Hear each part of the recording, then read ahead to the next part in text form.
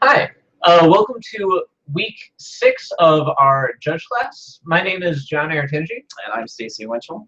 And we are level 2 judges from Rochester, Minnesota. Today, week 6, we will be talking about state-based actions. Now, we've kind of alluded to these at various points throughout the class so far, and today we actually get to talk about them in detail. But first, All right, we have a couple of tools today for our Hangouts on air. So, up in the upper right-hand corner, you'll see there's wow, there's a box with 4 boxes. or 9 boxes. 9 yeah. boxes. You can use that to switch between 2 of our tools today. We have our showcase tool where we have a couple of links to information. Currently in there we have the link to the outline for this week. And we also have our week 5 practice test, which we'll be going over in just a couple of minutes. And you can switch between that and our Q&A. So if you have any questions at all during the Hangout, just go ahead and post a question right there in the Q&A. We'll be able to see it and answer that for you. All right, and with that, let us go ahead and go to a review of our test from last week. Last week's class. Casting a spell casting and a spell. activating an ability. Thank you. All right, question number 1 is, how many steps are there to casting a spell or activating an ability, and what are those steps in order? So there are 7 steps. Step 1, you announce and put the spell or ability on the stack.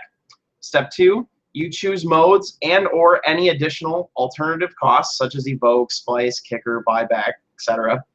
Number 3, you choose targets. Then after you've chosen targets, you choose how effects are distributed, damage, counters, what have you. Then number 5, you determine the total cost of the spell. Number 6 is you then activate mana abilities for making payments. And step 7, you pay all costs in any order. All right, so question 2, in what order are costs paid? So when you go to pay costs for an activated ability or a spell, like we said, it's the very last thing you do. You can pay the costs in any order, though it should be noted that you have to have activated any mana abilities before this point. That's step number 6, as he just got done saying. Number 3, how is casting a spell? How is casting a card such as Hail of Arrows different from casting a card such as Fireball? Hail of Arrows, damage is divided as you choose. So that's going to be divided during the 4th step of casting a spell. Fireball's effect says the damage is divided evenly on resolution. So because it says it's divided evenly, you don't get any choices on that. So it's actually just divided on resolution. And this would also be true for anything that divides damage or counters or whatnot among non-targeted creatures. So if it doesn't say target, but you get to divide, let's say, damage among them, then you do that on resolution, not when you are casting. Yes, important targeting versus choosing. All right, number 4. How many creatures or players can a player target with Violent Eruption and why? So, Violent Eruption, you may target 1, 2, 3, or 4 creatures. Violent Eruption deals 4 damage divided among any number of targets. However, when you assign a target to Violent Eruption, each target must be assigned 1 damage. And this is true of all spells that allow you to divide damage or counters. Each thing that you target must receive at least 1 of those things. All right. Question 5. What is the total cost, or how is the total cost of a spell determined? Does this change the converted mana cost of the spell? All right. So the total cost. So we start with whatever modes or additional costs or anything which we are paying for the spell. We start with that. Then we add any additions, things like Thalia or Grand Arbiter Augustin IV, or anything like that. And then we apply any subtractions, which will make the spell cheaper, like Nightshade Familiar. If you picked up the Grixis Commander deck a while back, you've seen that card. And then you apply Well, I'm just gonna say Trinisphere. It's the only card that has this Currently. effect. Currently, They're never gonna. they probably won't again. But But in case they do, it's any effect that sets the cost of your spell to be at least a certain number, which currently is just Trinisphere.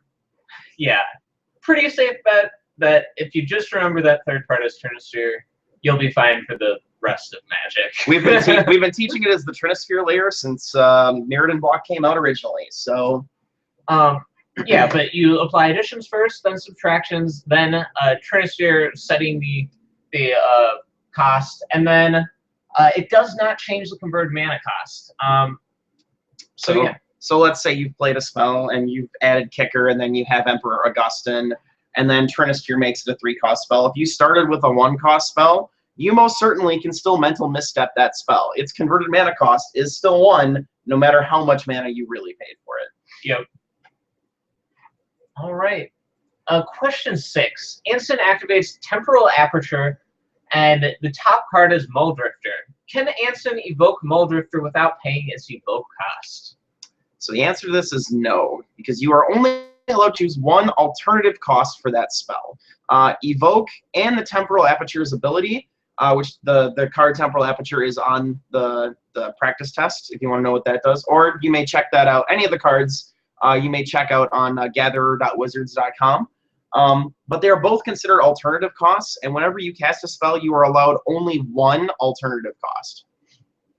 Yeah, Temporal Aperture allows you to reveal the top card of your library and cast it shuffle. Well, shuffle first, then reveal the top card, and you may cast it without paying its cost. So you can either cast it for free or evoke, and this ability is only allowing you to cast it for free. So that limits your options in this case. If for some reason Temporal Aperture said you may cast that spell and didn't say anything like for free, if it just said you may cast that spell this turn, then you most certainly could use your alternative cost. But because of how it's worded, you cannot. All right, so number 7. Amy controls a Chromatic Star, Great Furnace, and Tree of Tales. Can Amy cast Thoughtcast? Why or why not? So she has 2 artifact lands and a Chromatic Star. Thoughtcast costs blue and 4. The answer to this is yes. So when you determine the cost, Affinity for Artifacts will reduce the cost needed to pay for the Thoughtcast to blue and 1. Once that is set, then we can go activate mana abilities in step 6. Chromatic Star is a mana ability, so you can sacrifice that to get your required blue mana to pay your Thoughtcast. And even though your Chromatic Star is sacrificed, your cost for your spell has already been locked in at blue and 1 before you get to that point. Alrighty. Angie controls Marrow and has 1 card in hand, Momentous Fall. Can Angie cast Momentous Fall and sacrifice her Marrow? If so, how many cards will she draw and how much life will she gain? Alright. So, Marrow, its power and toughness are each equal to the number of cards in your hand, and Momentous Fall allows you to sacrifice a creature to draw cards equal to its power and gain life equal to its toughness. So she may cast Momentous Fall and sacrifice Marrow, gaining 0 life and drawing 0 cards, as Marrow's power and toughness are 0 at the time which it's going to be resolved. Well, at the time it's put onto the stack. Yeah. So it's important to note, which we'll talk about today about state-based effects.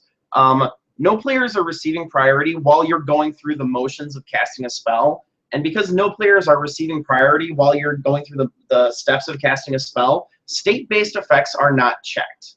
So that's what allows you to announce your Momentous Fall, and Marrow is constantly checking the game, even when state-based effects aren't checked. So Marrow's like, well, you have no cards in hand. I'm currently a 0/0. And Momentous Fall, you go through the motions, you pay your mana, you sacrifice your Marrow, but the point at which you sacrifice Marrow, he is a 0/0.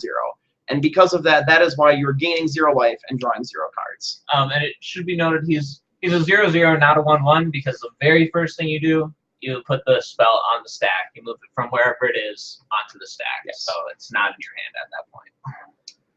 Okay. All right. Number 9. Artemis controls Molten Tail, Masticore, and Ashnod's Altar. can Artemis sacrifice Molten Tail Masticore to Ashnod's altar to help pay to activate his ability?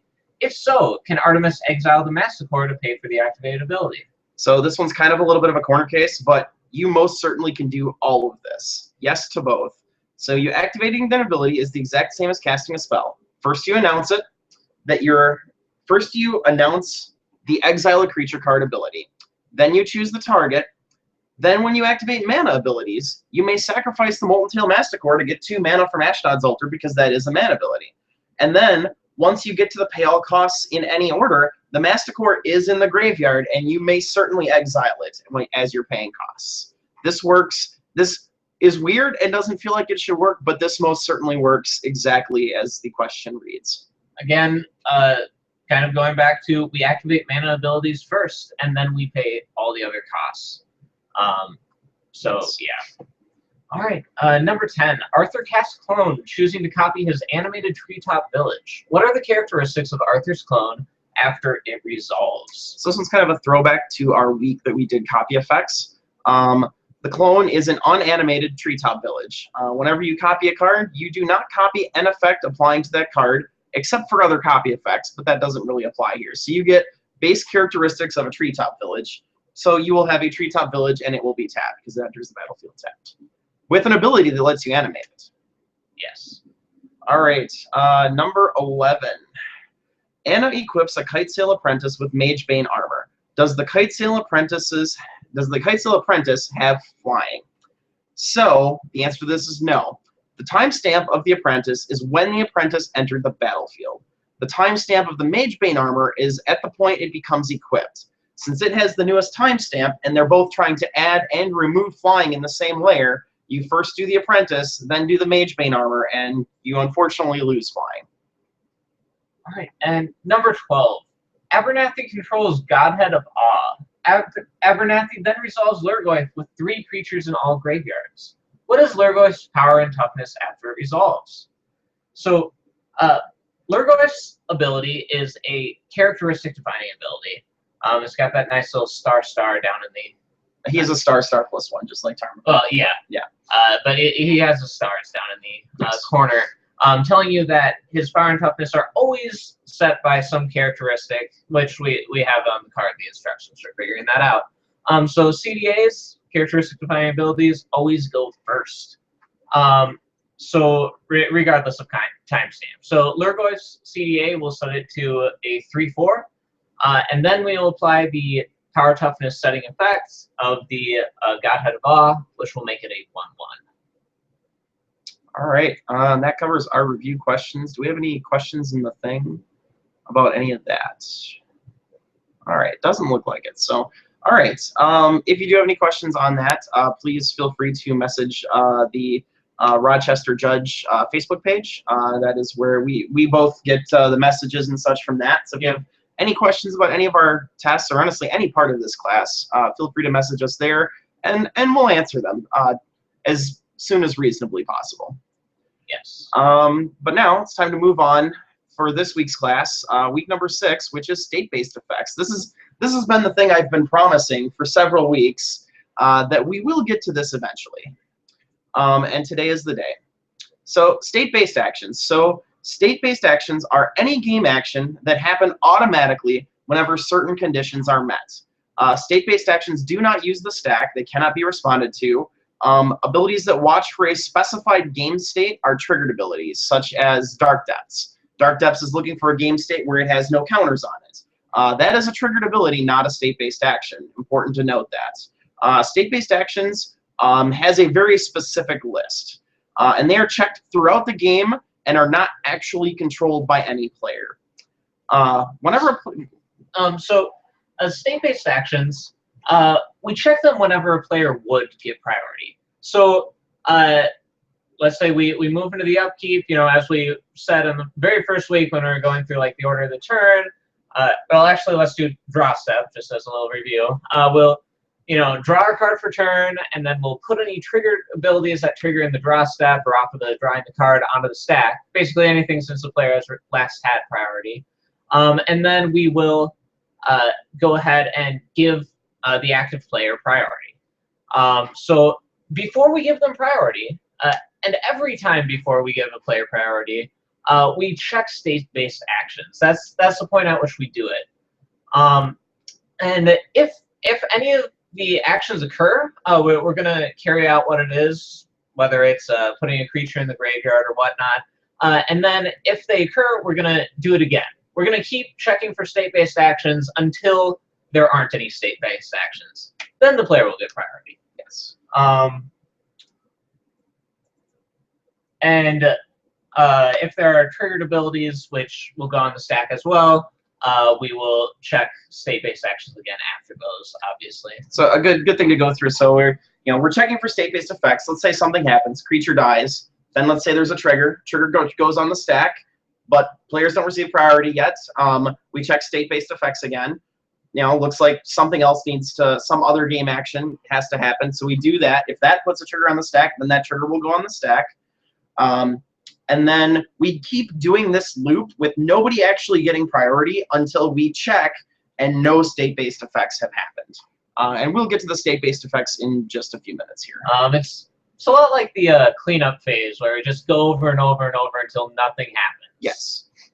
Most of the time, you're only going to have like one thing happening. It's like, oh, this is a state-based thing. This happens. Now we're good. Let's go to the, now you get priority. Yeah. All right. All right. So unlike triggered abilities, state-based actions pay no attention to what happens during the resolution of a spell or ability.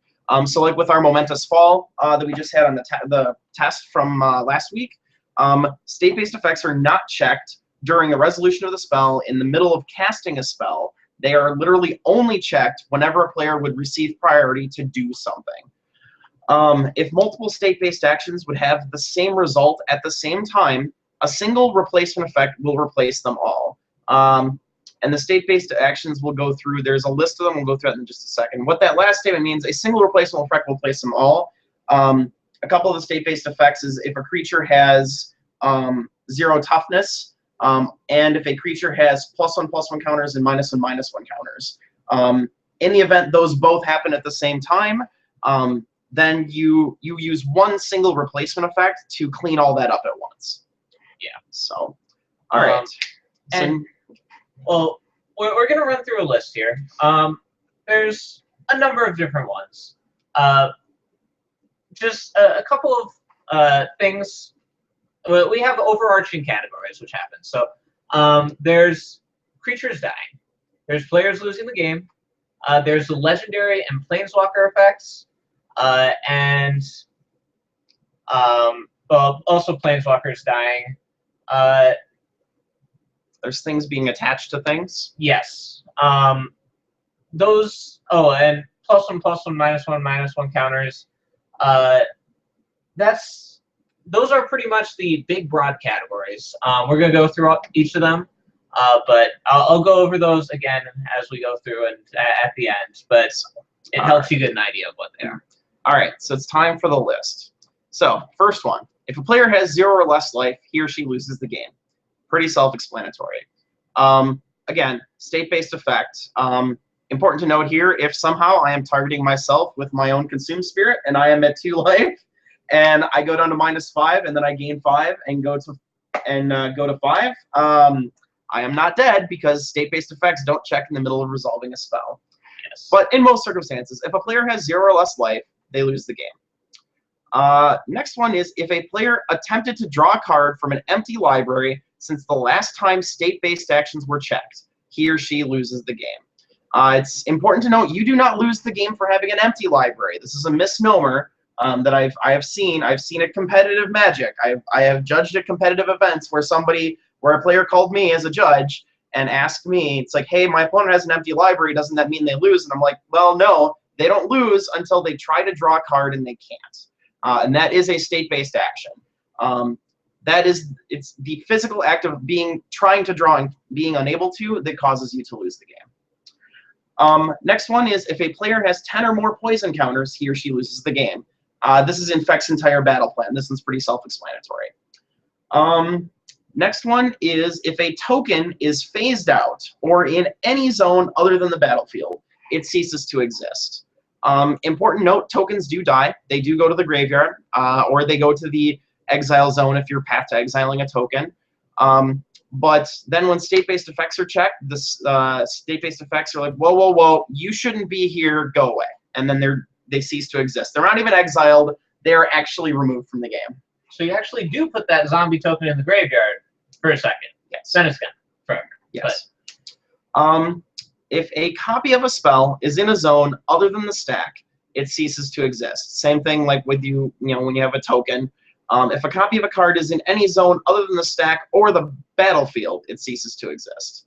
If it's not a real card and it's not on the stack or the battlefield, it shouldn't be there, and that's a state-based action, is to remove it from that zone. Yep. And that was another one I forgot. Just fake things being where they shouldn't be. Yes. So players losing the game, fake things. Next one, creatures dying. So if a creature has toughness 0 or less, it's put into its owner's graveyard. Regeneration can't replace this effect. If a creature has toughness greater than 0, and the total damage marked on it is greater than or equal to its toughness, that creature has been dealt lethal damage and is destroyed. Regeneration can replace this effect. And it should be noted, some players think, well, probably most of you are beyond this phase, but some players do believe that like damage reduces a creature's toughness or whatnot. No, it's just marked on the permanent, and if it is equal to or greater than the toughness, then the creature will die. And it should be noted this is destroyed. The previous one was not destroyed, and the other ones aren't good. Yeah, to clarify on that, if the toughness has 0 or less, it's not destroyed, it's put into its owner's graveyard. Yes. And that's why regeneration can't replace that event. For the other examples, if a creature has toughness greater than 0 and the total damage marked on it is equal to or greater than its toughness, then it is dealt lethal damage and is destroyed. And that's why regeneration can replace it, because it is a destruction. And also indestructible. That stops lethal damage, but not -1/-1. It's not having 0 toughness. Yep. The next one is if a creature has toughness greater than 0 and it's been dealt damage by a source with death touch since the last time state-based actions were checked, that creature is destroyed. Again, regeneration can replace this effect since it's destruction. And if a planeswalker has loyalty 0, it's put into its owner's graveyard. All right. The next section is I would call it the legendary and the planeswalker uniqueness section. If a player controls 2 or more planeswalkers that share a planeswalker type, that player chooses one of them to keep, and the rest are put into their owner's graveyard. This is called the planeswalker uniqueness rule. If a player controls 2 or more legendary permanents with the same name, the player chooses one of them to keep, and the rest are put into their owner's graveyard. This is called the legend rule. This is not a destruction. This is similar to having 0 or less toughness. Indestructible does not save you from this. It's also not sacrifice. I had a question about that. It is true. It is not a sacrifice. It is placed into its owner's graveyard. And then this one's kind of in this category. This is for those of you that played in the world before Tempest Block and had to deal with Enchant Worlds. There are some really old cards. The Abyss would be the most famous, but there are some others. Concordant Crossroads will show up in some Legacy Elf decks occasionally. But if 2 or more permanents have the super type World, all of them except the one that has been a permanent with the newest timestamp, or the shortest amount of time on the battlefield, however you want to look at it, are put into their owner's graveyard. So if you have 3 of them in play, you pick the newest one, and that one gets to stay. If for some reason, like there is an effect that put them into play and they have the same timestamp, they're just all put into the graveyard. This is called the World Rule. Yep. Not that, again, you're likely to encounter this, but if you do. The number of times that the World Rule comes up is minimal at best. So, all right. So the next section is things that are attached to things. This is the best way to describe it. If you have an aura attached to an illegal object or player, or for some reason is not attached to an object or player, that aura is put into its owner's graveyard. If you have an equipment or fortification that is attached to an illegal permanent, it becomes unattached from that permanent. Because equipment can just be unattached, it remains on the battlefield. If a creature is attached to an object, a player, or anything, it becomes unattached and remains on the battlefield. Similarly, if a permanent that's neither an aura, an equipment, nor a fortification is attached to anything, a player or an object, it becomes unattached and remains on the battlefield. This is most important, like if you animate an equipment, creatures can't equip other creatures. That's usually where that comes up. But other weird things can happen. All right. So next we have a couple of things to do with counters. So the main one is if a permanent has both +1/+1 counters and -1/-1 counters on it, n +1/+1 and n -1/-1 counters are removed from it, where n is the number, the smaller of the number of +1/+1, -1/-1 counters. Basically, they cancel each other out, so 1 for 1 until you don't have both on there. You just have one of one type. And the other one is if a permanent with ability that says it can't have more than a certain number of counters on it of a certain kind has more than that number of counters on it of that kind, all but that number of counters are removed from it. So I believe there's just one. There's a few random ones. Most of the things that say it can't have more than so many counters on it are old, so you don't see them a whole lot, but it's pretty self-explanatory in the Oracle text of those cards. What is it, Rasputin? There's Rasputin. There's actually a few. There are multiple cards that have this kind of an effect, where it says there's I think Clockwork Beast has this number where it can only have 7 +1/+1 counters on it, and pretty much anything that says it can only have a certain number of a certain type of counter, you just remove the excess counters from. That is a state-based effect. And then some other ones for some other variants. So in a two-headed giant game, a team that has 0 or less life loses the game. Goes back in with our players losing the game. In two-headed giant, if a team has 15 or more poison counters, that team loses the game. In a commander game, which is popular enough, so that one's worth mentioning, a player that has been dealt 21 or more combat damage by the same commander over the course of the game loses the game. In an archenemy game, if you have a non-ongoing scheme card face up in the command zone and isn't the source of a triggered ability that has this one is wordy. Basically, if you have your scheme out in the archenemy game and it's not an ongoing scheme and you've already done what it said, the state-based effect is to turn it face down and put it on the bottom of its owner's library. The statement on the thing I'm looking at is very wordy.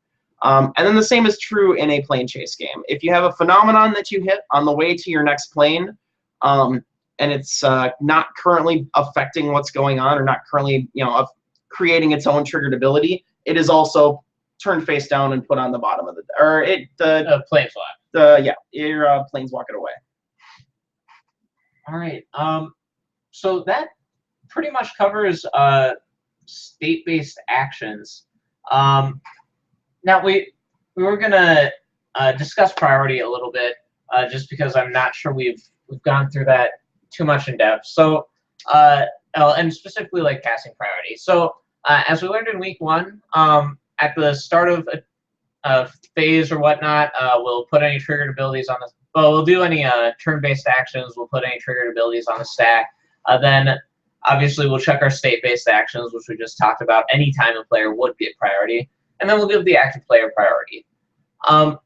So the priority passes. Well, basically, when the person with priority currently decides they don't want to do anything with it. So they're like, okay, pass priority.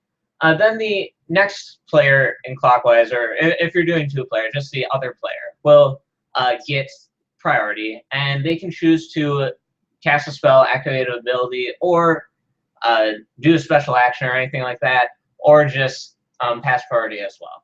So we do the same thing every time after a spell is cast. The spell's caster will get priority after a spell is cast.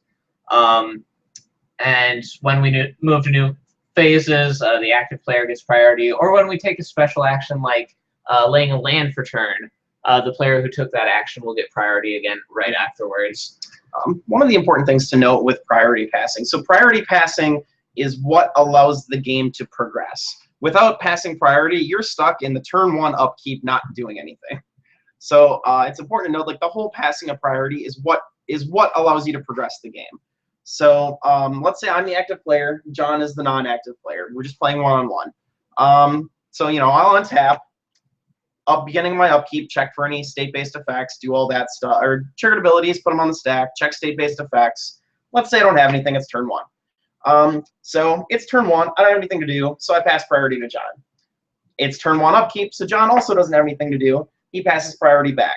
Once all players, in this case there's only 2 of us, but in a multiplayer game, it's all players. Once all players have passed priority, that is the thing that moves us on to the next phase. So now that we both passed priority, then we go to the draw step. Do our state-based action, put our triggered abilities on the stack. No, I'm sorry, do our turn-based action. I had it right the first time. Turn-based action, then put our triggered abilities on the stack, then check state-based. There's nothing going on, it's turn 1. So, you know, as the first player, first turn, I'm not going to draw a card, but which means actually you skip that entire step on the first player's turn. I caught myself as I was talking. So in this case, we go right to the main phase. Well, turn 1, I probably play my land. I may or may not have anything. For the sake of this example, let's say I play my land, which is a special action. I do that once there's nothing going on. I have nothing else. I pass to John. He has no permanence yet. He passes back, and that's what lets us go to combat. And so on and so forth. It's when all players pass priority and in sequence and have nothing going on. That is what allows you to move to the next phase or step. And that's also how spells resolve. So let's say he casts a... Say I cast a Soul Warden. Sure. He casts a Soul Warden. He gets priority. Are you going to do anything with that priority? No, I kind of want my Soul Warden to resolve. All right. I have no responses, so I'll pass priority. Then the Soul Warden will resolve. And then since he casts a spell and it resolved, he will get priority again. At this point, if he lays his land for turn, then we both need to pass priority again. It should be noted that flipping a morph face up is a special action. It's not casting a spell or activating ability. But if someone takes a special action like a morph or laying a land for turn, you need both players to pass priority again. Though those actions do not use the stack, if any game action has been taken, both players must pass priority again. Yes. If you decide, let's say we're deep into a game, and for some reason I'm trying to do something, and you decide to float a mana in response, that is a game action. I can then take actions based on your game action. You have to. Yep. We both have to pass priority again. Yep. So, yeah, that's priority. Just thought we'd go a little more into depth. I don't think it comes up a whole lot on the level 1 test in much detail, but it's really important to know that. Yeah. Priority fights don't usually happen until you get to competitive REL, and for the level 1 test, they're very, very focused on regular REL. So you won't see a lot of priority. I mean, you'll see a lot of the state-based actions because they want you to be able to know pretty much all the state-based actions. Any of that stuff can come up on the level 1 test because they want you to be able to know all of that. It's all important. It all comes up through regular play. I mean, ignoring maybe the plane chase and the whatever the other one was, the plane chase and the arch enemy things. All of the rest of that will come up through regular play. And just to recap again, the categories, because that's a little bit easier way to think about it.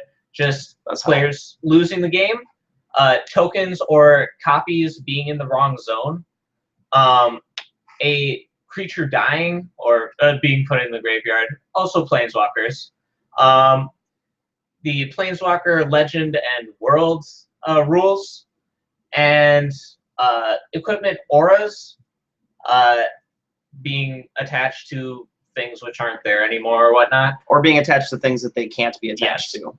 And then counters, the really important one is +1/+1 and -1/-1 canceling out. The two-headed giant game stuff is that falls under players losing the game. So does the commander damage thing too. Though that is unique to commander. The arch enemy and Actually, Planes Chase don't. important thing to note about that, you know what, I'm going to talk about Commander. We're judges. Judges play Commander, so I'm going to talk about this Commander damage rule. It is important to note, your Commander card is always your Commander card, no matter what has happened to it. I have been killed by the Memeoplasm, by my buddy, TC Vergers, many, many times, and the fact that it's copying some other things, in a Commander game, the Commander rule applies to that card. Yes. If for some reason it's copying something else, or TC has told me, my friend has told me a story where his one of the guys in a game he was in killed somebody with commander damage after Ixiodron turned his commander face down. It's still your commander, and you still have to track damage from it. That is a thing that has happened. Yeah, it's a designation the card has. Like, basically, if the physical card is dealing damage, copies won't do it. You know, turning it face down or turning it into 0/4 or like anything, or making it lose all abilities does not affect that. It's just like the physical card's designation that it is commander, and any damage it deals to combat damage it deals to players is commander damage. Yes, that is just part of its uniqueness as your commander. So, which it is nice. I'm glad they, you know, made the rules work exactly how we wanted. Exactly how you would think that they would work. So, all right. Any questions? I don't see any questions there on any of that. I don't actually know what time we're at. We're actually at 7:12. So we're actually early today. All right. Well, we do have a few other things to talk about before we leave you today. So the first is we will be switching to either YouTube Live or what was the other one? Well, okay. So in case you didn't hear in our last week, basically Hangouts on Air is disappearing on September 12th. But actually, in the link for the judge for the specific video, there's a little red warning on the side. I'm pretty sure you can see Hangouts is going away. Well, Hangouts on Air. So we're going to have to use a different tool. Now, I did a little digging into the tool they want us to switch over to, YouTube Live. And it's a decent tool. It doesn't have quite everything I would like out of it, and it's a little bit more work intensive on our side, like moderating a live chat as opposed to having like the Q&A. Although considering we haven't gotten any questions on our Q&A, this might actually be better for more discussion. It might be, but we might also run into, you know, people just randomly showing up and spamming our chat, and that could cause a little bit of a headache. So it's a decent tool. Not quite sure if it's necessarily the best tool for us. So we said we would have a decision or more information on that this week. I think we're going to put it off till next week. Next week's class will also be on Hangouts on Air. After that, we will have to switch to something, but I'm going to look into alternatives to YouTube Live between now and then. Either way, no matter what we do end up using, it will the Facebook page will have the correct link to it. I guess that's the most important part. Yep. So I guess next week, Monday, we're going to still be on Hangouts on Air. But the Monday after that, whatever we end up using will be on the Rochester Judge page. So if you just look for us there, that is where we will be. Yes. So, yeah, and one more thing. Oh yes. So we're at week. Well, we just went over week 6. So we have we have 3 more weeks of lessons, and then we're gonna have a 4th week, which will just be reviewing various things, and we're actually going to have a practice test we'll release after week 9, which will just cover everything from the judge class. Hopefully I'm going to be able to set that up, whether it's like the Google surveys or something else I code up myself and put on a website or something. But the Google surveys do very well for that, I know. Again, a little bit of spam potential, but we'll make it work. Regardless, we'll have some sort of interactive way. It'll be multiple choice, maybe some short answers. It'll probably be mostly multiple choice, just because that's what the judge test will be. Yes. So those of you stressing out about the test, actually all levels of judge test are multiple choice. It is going to be 25 total questions for the actual test. Our practice test will probably be something like in the 15 to 20 range. and try and span kind of what we think are things that are most likely to be on the test. The actual test is 25 questions long, and it is all multiple choice. Any cards that they will ask you questions about, they will have the full text of them with the question. I will remind you now, and I'll probably remind those of you at the time to make sure to read all of the card. Read the card in its entirety. It is surprising how many questions get missed because because candidates missed things like, oh, this had first strike. That's why I got this wrong. Like, it's important to read everything carefully. So we'll get that practice test up after week 9, and so we would highly encourage you to all take it because week 10 we'll really be going over the answers to that, and besides that, just reviewing everything. And part of the reason for that too is like we won't mention anybody by name, but like we're gonna use those as questions people got wrong on those practice tests as kind of our outline for what we're gonna go over during that review week as well. Yes. So help us help you. Help us help you. I can keep doing that for a while. Anyway. The one thing about this format with the online judge class, it's we get a lot less feedback from you, so it's a lot harder to judge your progress. So again, once we get that, really encourage you to take it, and it is only for your benefit. That is the important thing. And if you're watching us, we assume if you're continuing to watch us, you want to do this. So it is taking that test. It shouldn't take too long. Maybe like an hour-ish of your time total. But if you're really interested in this, it's really helpful for you to take that practice test. Yeah. So, yes, that'll be up during week 9, or right after we do our week 9 review class. Or our week 9 final class. Yeah. All right, and speaking of testing, so last week I talked about on October 2nd, we're going to be having a judge mob here in Rochester. Well, it might actually be in Byron. The location is the greater Rochester area. We should put it that way. It's probably going to either be at Gaines and More or Hobby Goblins. Still have to arrange the location for sure, but that will also be up on the judge webpage once we've kind of finalized that decision. It'll be up there as an event. Yeah. And I'm gonna keep talking about it every week because I want to see you there. So if you're at all within the region, this will be a really great way to meet a bunch of other judges, have some fun, have some free Chipotle, maybe a free draft, but the more important thing for you is this will be the Sunday after our review class. So review class on Monday. Then the next weekend, that Sunday, this will be the judge mob. So this is going to be our primary time for testing you. Now, if you can't make this, that doesn't mean that we're not going to test you. Like, we can work out a different time. If for some reason, like wedding or whatever, for some reason you can't make that date, that's fine.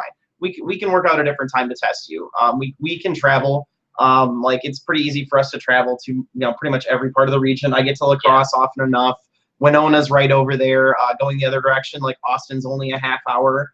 Or for anybody else, and if for some reason you are watching this and you're not in our area, we can get you in contact with judges who are able to make some kind of an arrangement with you. Yep. If you're in Southeast Minnesota, definitely, if you're able to make this, well, please RSVP on the Facebook event. That helps us know a little bit, and probably also message us as well. I will say, just to give us a date on that, we'll have the actual location and time set for you by next week for the next video. Yeah. That gives us a deadline to make sure that we get it done, so we're not like, oh my God, we forgot to do this. We have enough of our welcome to beta moments. Let's not make that one of them. So next week we'll have a final answer on YouTube Live versus there's a couple other ones that John's looking at because John is working on the technology part of it. And then we'll pick between the two stores for the judge mob. Also at our judge mob, we will try and get our RC if he is free that weekend. He loves doing judge mobs and things like that. So we'll see if he can come down and visit us, Rob McKenzie, who always has plenty of he is always able to bring a good time to a judge mob. So. Yeah. I think it should be a pretty good event and great chance for you to get tested. Oh, the schedule for the judge mob says noon. I'm thinking probably around like 11 o'clock for testing if you're able to make it then. That way we can have that all out of the way, and then you can just enjoy Commander, Company, Chipotle, all that stuff. Important to note too that the test is not timed. At least we don't plan on time. Yes. It's only timed if you take it online. We're going to take it printed, so it is untimed. So there's no rush there either. If you decide you want to come earlier, please let us know so we can be there earlier for you. Yeah. But we'll have more on that as we get closer to the date and once we finalize our location. So. Yep. And again, if you are outside of the Southeast Minnesota area, or if you just can't make the judge mob, get in contact with us through the Facebook page. Through the Facebook page, we can either potentially come to you when we're doing a PPTQ if you're in the area but can't make it, or if you're outside, we can definitely get you in touch with people who can test you. Or if you're like just outside of our area, like if you're if it's like a little bit of a drive, like we're talking like 4 to 5 hours, like it can be I enjoy playing PPTQs. It can give me an excuse to go play a PPTQ and do a test in the same weekend. So even if you're a little bit outside of our area, that is just fine as well. So otherwise, do you have anything else this week? I know we're a little early because kind of plowed through the state-based things. Like they're pretty self-explanatory and the priority pass. Like once you go through the priority pass and why it's necessary, it really does help solidify a lot. Yeah. So I guess we'll call that it. I'm Stacy Winchell. I'm John Aratunji. And thank you for watching Magic Online. I don't want to call it Magic Online. It's not Magic Online. Thank you for watching. I will call it YouTube Judge Class Beta.